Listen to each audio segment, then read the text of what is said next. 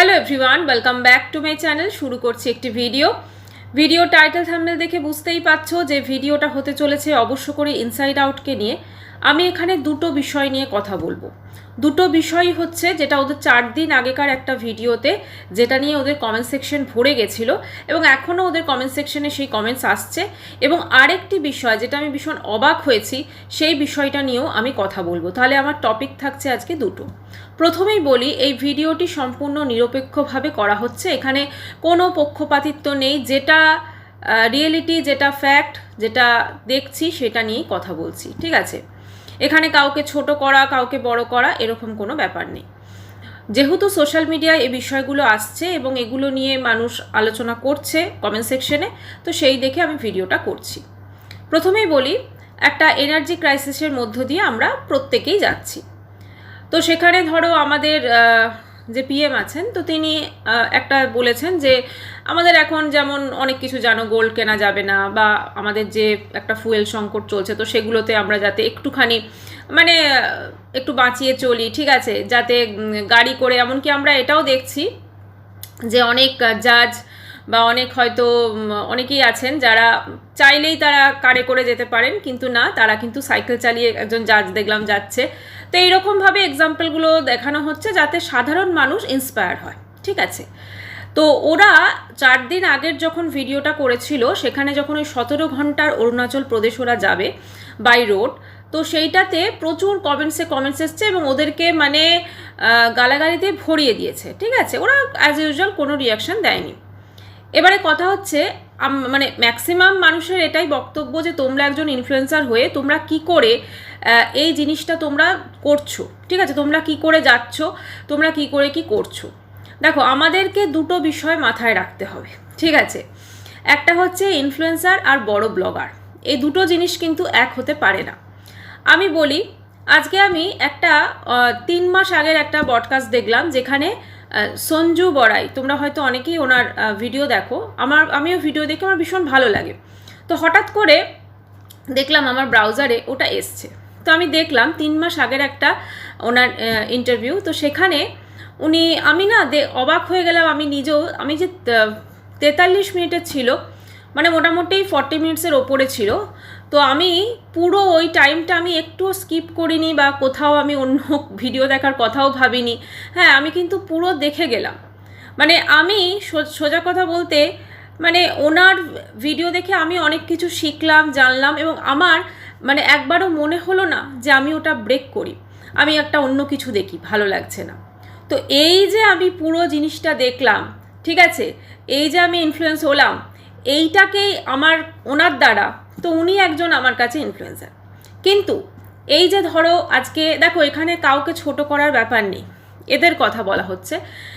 এরা অ্যাকচুয়ালি বড় ব্লগার, ঠিক আছে? এদের কাছে কন্টেন্ট ম্যাটার করে এবং এদের কাছে ব্লগিংটা হচ্ছে একটা বিজনেস, এটা কিন্তু ভুলে গেলে চলবে না। এরা ব্লগিং করে শুধুমাত্র পয়সার জন্য। কারণ ওদের কাছে এই যে ধরো ওরা গেছে 17 ঘন্টার একটা জার্নি করেছে, সেখানে অবশ্যই সেই যে যেমন সৌহার্দ্য বলছিলেন যে ওরা এটা যেহেতু হোটেল বুকিং হয়ে গেছে ওই জন্য ক্যান্সেল করতে পারেনি। হোটেল বুকিং হয়ে গেছে, ক্যান্সেল করতে পারেনি, সেক্ষেত্রে বাই ট্রেন বাই ফ্লাইট যাওয়াই যেত, ঠিক আছে? কিন্তু ওনারা ওটা করেননি, কারণ এই যে ট্রিপটা, এটার মেন অ্যাট্রাকশন ছিল বাই রোড। ওরা এতটা 12 ঘন্টার কারে করে যাবে, জার্নি করবে, এবং একটা বলতে পারো ট্রাভেল হবে আর কি, বেশ সুন্দর ট্রাভেল ব্লগ টাইপের। এই এক্সপিরিয়েন্সগুলোই ওরা শেয়ার করতে চেয়েছে, এইটাই কিন্তু ছিল মোদ্দা কথা, ঠিক আছে? এখানে কিন্তু কোনো রকমভাবে ওরা ওই জায়গাটাতে যে বেড়াতে যাচ্ছে এবং সেই জায়গাগুলো যে ঘুরবে জায়গা, ওইটা কিন্তু ম্যাটার নয়। মেন মুখ্য বিষয়টা হচ্ছে ওরা এতটা দূর বাই রোড যাবে এবং সেখানে কারে করে যাবে এবং সেখানে একটা অন্যরকম এক্সপিরিয়েন্স। দেখো, এইটা হিন্দি প্রচুর চ্যানেল আছে এরকম, ঠিক আছে? অনেকে আছে যে ফরেনের যে চ্যানেলগুলো দেখা যায় সেখানে ক্যারাভ্যানে করে সবাই ঘোরে, তো ওরাও কিন্তু একটা সেরকম এক্সপিরিয়েন্স করছে। তো জিনিসটা খারাপ না, জিনিসটা ভালোই। দেখো, অবশ্যই যারা ওরা ব্লগিং করছে একটা বিজনেসের জন্য, তো সেখানে তো ওরা নিজেরটা দেখবেই, তাই না? আমরা সবার কাছ থেকে সব কিছু আশা করতে পারি না। হ্যাঁ, আমাদের আশাটা বেশি করলে চলবে না, এটাই হচ্ছে মেন কথা।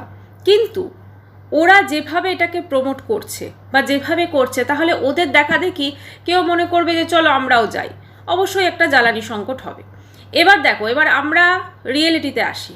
আমরা প্রত্যেকে ধরো এই জিনিসগুলো বুঝছি, জানছি, সব কিছু করছি, কিন্তু আমরাও হয়তো কখনো কখনো এই যেমন বলেছে সোনা কিনবেন না, এই কিনবেন না, কিন্তু আমরাও কিন্তু সেটা করে ফেলি, বুঝলে তো। তো এইটা শুধুমাত্র ওদেরটা আমরা দেখছি মানে এই নয় যে মানে কি বলবো একদম পুরো বিশাল কিছু হয়ে গেল। হয়তো ওরা সোশ্যাল মিডিয়ায় আছে সেজন্যই আমরা জানতে পাচ্ছি, আর অনেকে এমন আছে হয়তো ওই রকমই জার্নি করছেন, ঠিক আছে, সেটা আমরা জানতে পারছি না। তবে হ্যাঁ, দেশের এই সংকটের সময় কিন্তু এরকমভাবে জার্নি করাটা কখনো মানে এইরকম আর কি এতটা ফুয়েল যাবে, তো সেখানে কিন্তু সেটা কখনোই কাম্য নয়। কারণ দেখো, ওদের টাকা পয়সা আছে, ওদের কোনো কিছু ম্যাটার করে না।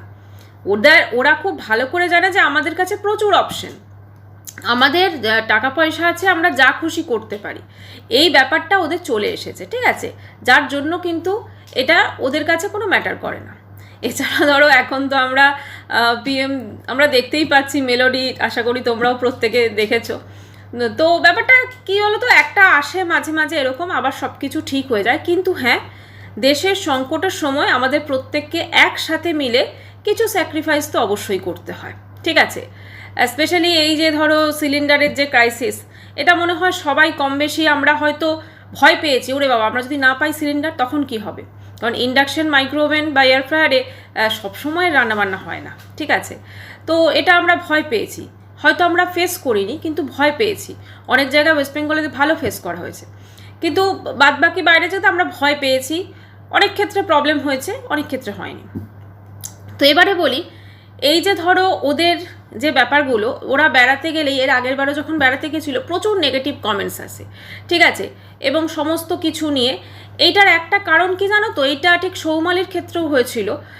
মানুষ না পরিবর্তনকে মেনে নিতে পারে না। ওরা এখন যেটা হয়েছে আমি দেখছি ইদানিংকালে, ওদের আগের যে একটা সিম্পলিসিটি ছিল, আগে যে একদম ওদেরকে দেখে যে একটা হতো না যে সুন্দরভাবে লাগতো, একদম পুরো আমরাও মনে করতাম আমাদেরই একজন, কিন্তু এখন ওরা একটু উপর লেভেলের হয়ে গেছে। এখন ঠিক ওদের মধ্যে একটু শো অফ চলে এসছে, সব কিছু দেখানো, একটু বড় বড় ভাব, ঠিক আছে। এই ব্যাপারগুলো মানুষ মেনে নিতে পারছে না, সেই জন্যই ওদের কমেন্ট সেকশনে প্রচুর কমেন্টস আসে এবং সেগুলো ওদের কোনো রকম রিয়াক্ট ওরা করে না। এইটাই হচ্ছে মেন কথা। মানে ওদের কাছে দেখো, ওদের টাকা পয়সা আছে, ওরা অনেক বড় ব্লগার, ওদের কোনো সমস্যা হবে না, এটাই ওরা জানে। সেই জন্য ওদের কাছে দেশের সম্পদ নষ্ট হলো কি আমি ইউজ করছি, ওগুলো কোনো ম্যাটার করে না, ঠিক আছে। ওদের কাছে ওরা হচ্ছে একজন বিজনেসম্যান, ঠিক আছে, ওরা বিজনেস করছে, ওদের কাছে ব্লগিংটা হচ্ছে বিজনেস। সবাই কিন্তু ইনফ্লুয়েন্সার হতে পারে না, এটা হওয়ার জন্য না কিছু কোয়ালিটিস দরকার পড়ে, ঠিক আছে, সেইগুলো সবার মধ্যে কিন্তু থাকে না। ওদের এইটা দেখে কিন্তু আমরা কোনো কিছু শিখতে পাচ্ছি না, আমরা বরং অনেকে দেখলাম একদম মনের কথাই লিখে গেছেন, ঠিক আছে। তো এইটাই ওদের দেখে আমরা কিছু শিখতে পাচ্ছি না। কিন্তু ওরা যেটা করছে শুধুমাত্র এইটা ওদের কারে করে যাবে, বাই রোড যাবে, এটা ওদের কন্টেন্ট ছিল। ওদের কন্টেন্ট কিন্তু এটা ছিল না যে ওরা ঘুরতে গেছে ওখানে, বুঝতে পেরেছো, সেই জন্যই এইটা ওরা গেছে। তবে যে টাইমটা চুজ করেছে সেটা চুজ করাটা একদমই কিন্তু উচিত হয়নি। এবারে আসি আরেকটা ব্যাপারে, যেটাও ওদের কমেন্ট সেকশনে এসেছে। সেটা হচ্ছে একটা কমেন্ট, হ্যাঁ, ওদের সম্ভবত ওই 4-5 দিন আগের ভিডিওতেই এসেছে। যখন আমি ওই ভিডিওগুলো দেখছিলাম তো সেখানে দেখতে দেখতে এই কমেন্টসটাও পেয়েছি। সেখানে একজন ওদেরই এমপ্লয়ি, ঠিক আছে, সে কমেন্ট করেছে যে স্যার, আমি আপনাদের রেস্টুরেন্টের নামটা দিয়েছে একজন কর্মী, ঠিক আছে, আমি 1 মাস আগে আপনাদের ওখানে কাজ করেছিলাম, আমার বাড়িতে একটু সমস্যার জন্য আমি আর যেতে পারিনি। আমার স্যালারি নিয়ে যখন জিএমের সঙ্গে কথা বললাম তখন জিএম বলল আমি দেব না, তোর কি করার আছে করে নে, থানা পুলিশ কি করবি কর। আচ্ছা, এই সব বলে ফোন কেটে দিল, মানে ফোন করেছিলেন উনি। স্যার, এরপর আমি কি করব বলুন, আমি একটা মিডল ক্লাস ফ্যামিলির ছেলে, টাকাটা আমার খুব প্রয়োজন, আমার বাড়িতে খুব প্রবলেম, আমি 1-2 দিন কাজ করলে কিছু বলতাম না, কিন্তু 1 মাস কাজ করার পর যদি টাকা না পেলে কেমন লাগে, প্লিজ স্যার হেল্প। আবার লিখেছে প্লিজ স্যার হেল্প মি। এখানে 207টা লাইক এসছে, রিপ্লাইও এসছে, বুঝতেই পাচ্ছেন কীরকম টাইপের রিপ্লাই এসছে। তো ব্যাপারটা হচ্ছে এই যে এমপ্লয় যিনি মেসেজ করেছেন, ঠিক আছে, প্রথমে আমার মনে হয়েছিল যে ইনি বোধহয় হয়তো নাম খারাপ করার জন্য, আচ্ছা, প্রথমে আমার মনে হয়েছিল যে ইনি হয়তো অনেক ক্ষেত্রে হয়তো নাম খারাপ করার জন্য বা কিছু কারণের জন্য করছেন, কিন্তু না, ইনি যে সত্যি বলছেন তার একটা প্রমাণ বলি। প্লিজ স্যার হেল্প মি, এই কথাটা উনি দুবার লিখেছেন এবং হাত জোর করার যে ইমোজি সেটা পর্যন্ত আছে, মানে বোঝাই যাচ্ছে ওনার কথাটা কিন্তু সত্যি। তো আমি জানি না, এটা 5 দিন আগের একটি ভিডিওতে, ওদের 5 দিন আগের, মানে এখন থেকে ঠিক 5 দিন আগের যে ওদের ব্লগ, সেই ব্লগে আপনারা এই কমেন্টটা কিন্তু দেখতে পাবেন। ঠিক আছে, আমি নামটা বলছি না কারণ তার সেফটি সিকিউরিটির জন্য, তবে দাস টাইটেল দেওয়া আছে। ঠিক আছে, তো এবারে বলি, এই যে ব্যাপারটা, এই যে ধরো যে লিখেছে, ঠিক আছে, সে ডেফিনেটলি এটা ফেস করেছে তাই লিখেছে। মানে ওদের কি বলতো, ওরা একসাথে এত কিছু করছে না, যে এমন অনেক বিষয় আছে যেগুলো ওদের হয়তো নজরে থাকছে না। যেমন ওদের কমেন্ট সেকশনে এমন প্রচুর কমেন্টস থাকে যেগুলো ওদের ডিলিট করে দেওয়া উচিত, কিন্তু সেগুলো ডিলিট করে না। এমনকি ওদের বাচ্চাটাকে নিয়েও কিন্তু বিভিন্ন রকম কমেন্টস করা হয়, খারাপ খারাপ কমেন্টস করা হয়, সেগুলো কিন্তু ওরা ডিলিট করে না। মানে ওরা কমেন্ট সেকশনটাও দেখে না, না হলে মানুষ এত কমেন্টস করছে, সেখানে সেই কমেন্টসগুলোকে, এমন অনেক খারাপ কমেন্টস থাকে সেগুলোকে ডিলিট করা বা কিছু, সেটা করে না। তো আমি জানি না এই কমেন্টসটা দেখেছে কি না, হয়তো ওদের যেহেতু দেখো ওদের রেস্টুরেন্ট, তারপরে তোমার বুটিক, এরকম প্রচুর কিছু, ওরা একসাথে অনেক কিছু করছে, এই জন্য কি হয়ে যাচ্ছে না, ওদের হয়তো কিছু কিছু জায়গায় কিছু কিছু প্রবলেম হয়ে যাচ্ছে। কারণ একসাথে যখন মানুষ অনেক কিছু করে না, তখন সব কিছু সে ম্যানেজ করতে পারে না ঠিকঠাক, যতই স্টাফ থাক। এবার এই স্টাফ ভেতরে ভেতরে কি হচ্ছে সেটা কেউ জানে না। তো যাই হোক, মনে হয় এই প্রবলেমটা যদি দেখে থাকে, অবশ্যই নিশ্চয়ই ও স্যালারি পেয়ে যাবে, সলভ করে হয়ে যাবে সব কিছু। তবে এই কমেন্টসটা যেহেতু চোখে এলো, তাই জন্য আমি বললাম। আর যেহেতু এটা ওদের সোশ্যাল মিডিয়া ভিডিওর নিচেই এসেছে, অতএব আমরা এটা নিয়ে বলতেই পারি, অসুবিধা নেই। আর এমনিতে তো প্রচুর প্রচুর মানে খারাপ কমেন্টসে ভর্তি। ম্যাক্সিমাম যে কমেন্টস আসে সেটা হচ্ছে অর্পির কথা বলা স্টাইল নিয়ে। আমার মনে হয় এটাতে অবশ্যই অর্পির একটুখানি মানে দেখা উচিত, কারণ এত মানুষ যখন বলছেন তো তারা ডেফিনেটলি কিছু না কিছু তো মানে বুঝতে পাচ্ছেন না, তাই বলছে। অনেক ক্ষেত্রে প্রোনাউন্সিয়েশন যেগুলো থাকে সেগুলো অনেক ক্ষেত্রে অনেক রকম অন্যরকম শোনায়। তো সব কিছু মিলেমিশে আমার মনে হয় ওইগুলো ওদের একটু ঠিক করা উচিত, বা একটু যেটা দর্শক বলছেন সেগুলোর দিকে একটু ধ্যান দেওয়া উচিত। কারণ তাহলে কি হবে, ওরা তো ব্লগ করছে, কারণ ওরা কিন্তু সত্যি কথা প্রথমে প্রচুর মানুষের ভালোবাসা পেয়েছে, এটা কিন্তু অস্বীকার করা যায় না। কারণ প্রত্যেকটা মানুষ আজও হয়তো ভালোবাসা পায়, কিন্তু আজকে যখনই ওরা কোথাও বেড়াতে যায় বা যখনই কোনো, তখন কিন্তু ওদের যে কমেন্ট সেকশনগুলো পুরো নেগেটিভ কমেন্টসে ভরে যায়। ঠিক আছে, আজকেই যেমন দেখলাম যে ভিডিওটা দিয়েছে, সেখানে আসামি ফুড বোধহয় বলে ফেলেছে, যেটা অসমিয়া ফুড হবে। ঠিক আছে, তো এই যে জিনিস, ছোট ছোট ভুলগুলো, মানে এটা তো আমরা প্রত্যেকে জানি, আসামি ফুড বলে তো কোনো কথা হয় না, আসামি বলে কোনো কথা হয় না, ফুড বলে অসমিয়া। ঠিক আছে, তো সেক্ষেত্রে এটা দেখলাম প্রচুর মানুষ কমেন্টস করেছে।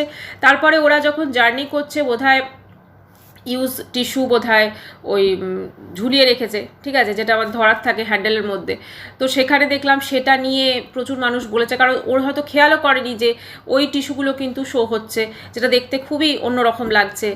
তো এই জিনিসগুলো আমার মনে হয় ওদের একটু দেখা উচিত, এবং একটুখানি মানে এত তাড়াহুড়ো বা এত সব একসাথে করতে গিয়েই ওরা গড়বড়টা করে দিচ্ছে, এটাই হচ্ছে মেন ব্যাপার। দেখো, এ বিষয়ে কিছু বলার নেই। আর পোশাক আশাক এগুলো ওদের চয়েস, কে কী পোশাক আশাক পরবে এটাতে আমরা কিছু বলতে পারি না। ঠিক আছে, তবে যে পোশাকে ওদেরকে দেখতে মানুষ অভ্যস্ত, আমার মনে হয়, স্পেশালি আমি অর্পির জন্য এই কথাগুলো বলছি, সেই পোশাকটা পরাটাই বোধহয় বেটার। অবশ্যই পরাই যেতে পারে অন্যরকম একটুখানি সাহসী পোশাক, কিন্তু মানুষ ওকে যেটাতে দেখতে অভ্যস্ত সেই পোশাকটা পরলে বোধহয় সেই যে ব্যাপারটা আগে যে ব্লগ করতো, যে ব্যাপারটা আছে, সেইটা বোধহয় থাকতো। বাকি দেখো, বাকি ওরা এখন একটা সেলিব্রিটির পর্যায়ে চলে গেছে। আগে যে জিনিসটা, যে সিম্পলিসিটি, যে ভালো লাগা মানুষের মধ্যে ছিল, এখন সেটা টোটালি চেঞ্জ হয়ে গেছে। এখন মানুষ ওদের, যত ওরা উপর দিকে যাচ্ছে তত ওদেরও অ্যাটিটিউড চেঞ্জ হচ্ছে, এটা খুব স্বাভাবিক হয়ে যায়। ঠিক সৌমালির ক্ষেত্রে কিন্তু এই ব্যাপারটা হয়েছিল। সৌমালি যখন প্রথম ব্লগ শুরু করে, ওর মধ্যে না একটা ওই সিম্পলিসিটি ব্যাপার, একটা মনে হতো আমাদেরই ঘরের মেয়ে বা আমাদেরই মতো কেউ। কিন্তু এখন সেই সৌমালি কিন্তু, ওর ভিউজও ভীষণ কম আসে, এখন মনে হয় বিশাল বড় সেলিব্রিটি। ঠিক আছে, তো এই ব্যাপারগুলো কিন্তু একটু মানুষের উন্নতি হলেই চলে আসে। তো কিছু করার নেই, এগুলো প্রত্যেকটা এক একটা মানুষের নেচার, সবার নেচার যে এক হবে সেরকম কোনো ব্যাপার নেই। আর এই এনার্জি ক্রাইসিসের সময় 17 ঘন্টা কারে জার্নি করে যাওয়া, ওদের টাকা পয়সা আছে, ওরা যাচ্ছে, সেটাতে আমাদের কিছু বলার নেই, কিন্তু এটা সত্যি কথা বলতে কি মানে জানি না মানে আমাদের দেশে কখনো এর থেকেও বড় কিছু হবে কি না, কিন্তু আমার মনে হয় এটা যেহেতু সোশ্যাল মিডিয়াতে দেখিয়েছে এটা অনেক মানুষ মেনে নিতে পারেনি, এবং আমিও পার্সোনালি এটাকে সাপোর্ট করি না। যখন এতটা এনার্জি ক্রাইসিস তখন এতটা লং ট্যুর আমরা হয়তো ভাবতেও পারি না। ঠিক আছে, হ্যাঁ কোনো ইমার্জেন্সি হলো, কোনো কিছু কেউ খুব অসুস্থ হলো, তাকে বাই রোড যেতে হবে, ঠিক আছে সেক্ষেত্রে আলাদা, কিন্তু ঘোরার জন্য সেটা কখনোই কিন্তু মানে খুব একটা গ্রহণ করা যায় না, খুব একটা গ্রহণযোগ্যতা নেই এটার আর কি। বাকি ওদের কোনো ফরক পড়ে না, কারণ ওদের প্রচুর টাকা পয়সা, এবং সেই টাকা পয়সার জন্যই ওরা এই যে মানুষ এত কমেন্টস করছে, মানুষের এত ইমোশন, ঠিক আছে সেইগুলো কিন্তু অনেক ক্ষেত্রে দেখেও দেখে না, এটাই হচ্ছে ব্যাপার। যাই হোক, দেখো প্রত্যেকের লাইফ তারা এনজয় করবে, এটাতে কেউ কোনো কিছু বলতে পারে না, এটা ওদের লাইফ, ওরা কি করে কাটাবে, ওরা কি কোথায় ঘুরতে যাবে সেটা ওদের ব্যাপার। কিন্তু এই ক্রাইসিসের সময় এটা অন্তত, তবে আমি আবার বলছি সবাই কিন্তু ইনফ্লুয়েন্সার হতে পারে না। ওরা একজন বড় ব্লগার, আর ব্লগিংটাও কিন্তু একটা বিজনেস, মানে এখন যা ওয়াইটিতে চলছে ব্লগিং একটা বিজনেস, আর কিচ্ছু না। তো ওরাই সেটা করছে, ওরা কন্টেন্টের জন্য, ওদের কাছে এটাই কন্টেন্ট যে ওরা 17 ঘন্টা কার জার্নি করে ওরা বাই রোড আর কি ওরা অরুণাচল যাবে। কিছু বলার নেই এটাতে।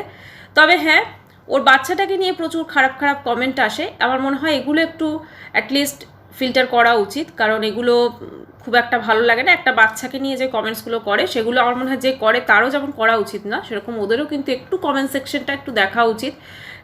মানে অন্তত এটুকু টাইম বের করে, যেহেতু ওরা ব্লগ করছে, ঠিক আছে, তো সেখানে কে কী কমেন্টস করছে সেইটা অবশ্যই একটু দেখা দরকার আছে। যাই হোক বন্ধুরা, সবাই খুব ভালো থাকবেন। ভিডিওটি এখানেই শেষ করছি।